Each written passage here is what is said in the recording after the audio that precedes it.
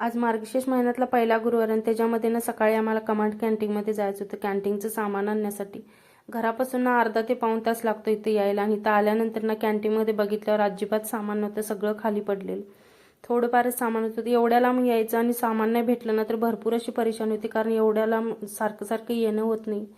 थोडंफारच सामान होतं, ते घेतल्यानंतर ना बिलिंग काउंटरवर पण भरपूर अशी गर्दी होती, तर लाईनीला उभा राहायला लागलेलं. तर सामान सगळं घेतल्यानंतर ना घरी येताना एक पूजेसाठी फ्रुट्स वगैरे पण घ्यायचे होते, तर सगळं फ्रुट्स वगैरे घेतलं. त्याच्यानंतर पूजेचं सामान पण थोडंफार घ्यायचं होतं, ते पूजेचं सामान घेतल्यानंतर ना घरी परत आलो.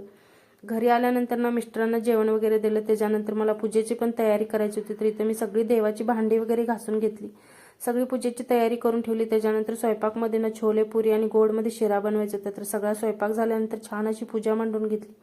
त्याच्यानंतर देवाला नैवेद्य वगैरे दाखवला, आम्ही जेवण वगैरे केलं. तर तुम्हाला कसा वाटला माझा छोटासा मिनी ब्लॉग? आवडला असेल तर लाईक शेअर